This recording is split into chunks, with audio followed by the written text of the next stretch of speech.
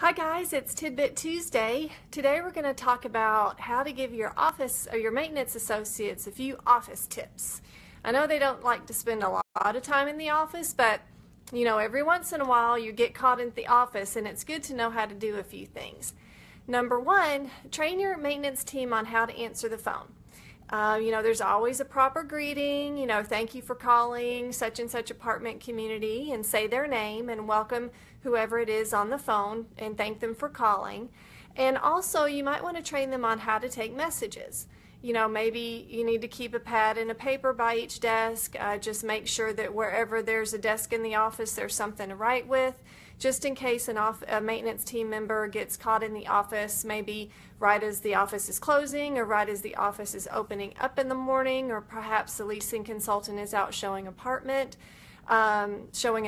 So, make sure that they're well versed on how to take proper messages, who called, their apartment number, exactly what the issue is, a phone number to call them back, any details that they can get to help you when you call that person back later on in the day.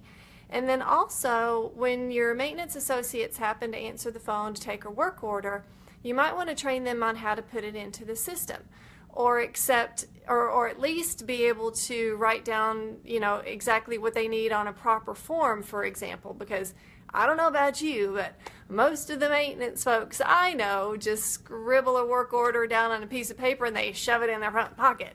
So, we want to take it one step further and get it actually into your operating system. So make sure they know how to do that, or at least know where to put the work orders that they've handwritten so that they can later be put into the system by one of your team members.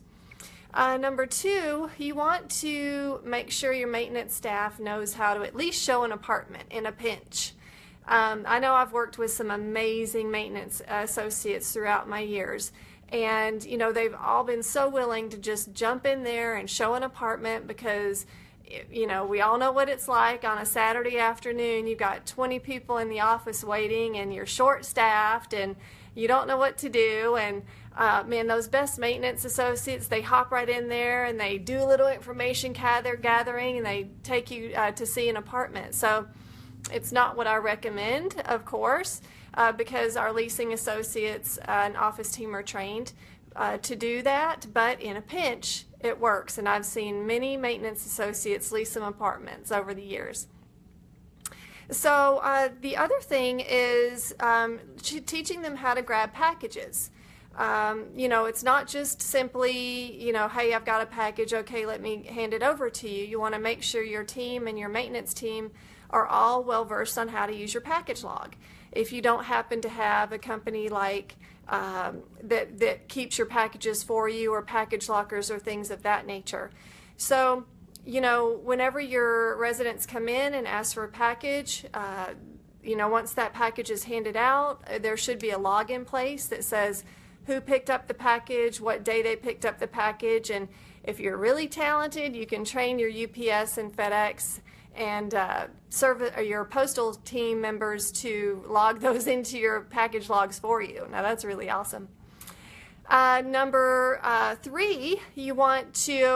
four rather, you want to teach your maintenance associates how to follow up. It's such an important part of being on the maintenance team and also in the office team, because I don't know who in your office is going to be responsible for warm calls. And if you haven't heard the term warm call, let me tell you what that is. So whenever a work order gets completed, you want to warm call that resident to let them know, it's to see how everything went, let them know that it was completed if they happen to not have been at home, and to find out if everything was okay with the service, and to see if there's anything else that needs to be done. And then once you make that warm call, you document it on the actual work order before you file it away in the system. Or, maybe you type your warm call notes into the computer, which is great.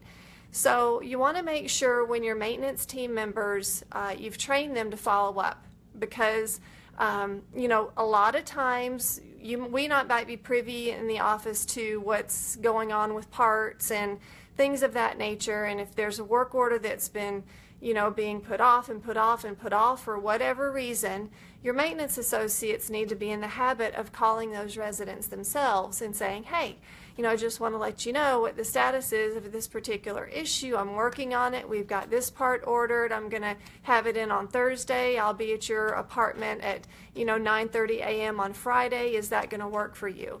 So, make sure your entire maintenance team is all well versed in the follow-up process, because it's very important for customer service and resident retention. Next on the list is, it's a good idea, similar to showing an apartment, to make sure that your maintenance team knows how to do a move-in. Just in case, things happen and, somebody might get stuck, somebody might have an emergency. You can't really tell what can happen, and maybe the leasing consultant can't make it in that morning. They're the only one on staff except for the maintenance tech. So, and you've got to move in that day. What are you going to do? Well, it's good to have that maintenance associate trained on at least how to have the resident sign the lease, give them their move-in money, take the move-in money to the safe, and give them their keys. Now, this is another really, really great reason why you should maybe have your residents, your prospects, come in well in advance of their move-in date to sign their paperwork, because that way, if situations like this happen, you're not caught in a pinch.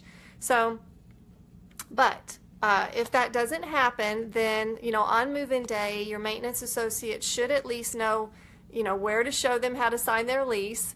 They don't need to be able to explain everything, and just tell them that, once our leasing associate gets in, they'll come by your new apartment and explain everything to you and bring you a copy maybe. And then also they've got to know exactly how much money is supposed to be collected from that resident. So there should be some type of a move-in sheet in the front of your file that says exactly what money is to be collected. And that's just good business practice anyway, because you never know which person in the office is going to be doing your move-in if you happen to be sick or got into an accident. So you really need to be prepared for anyone to be able to do any move-in. So, and like I said, once you take the money, then you need to take it right to your safe. If you don't have a safe, I highly recommend you getting one for your office. You can store it in the back room. And so that money's always safe. And I would even train them to write down on the move-in sheet, what time the resident came in to move in and how much money they gave. Was it a money order? Was it a check? So at least just the basics. They should know just the basics, and of course be able to walk them to their new apartment with their keys. So, and finally, show your maintenance associates how to organize. I know it drives me nuts when I walk into the back office and it's a complete disaster. And maybe that's just me. I'm a little OCD. Anybody that works with me knows that.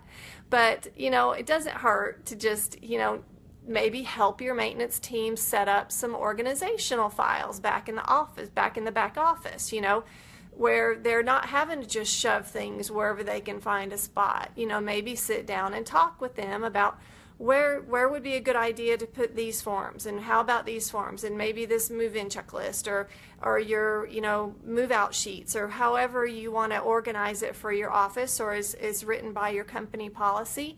Make sure that your maintenance team knows where everything's at, and that they play a part in doing the organization of their office and their shop. So, lots of companies have policies with regard to how the shop's supposed to be set up and all of that good stuff, but it's also good to have proper setup in your office organization as well for your maintenance team. So hopefully you found these tips helpful, and we'll see you next Tuesday.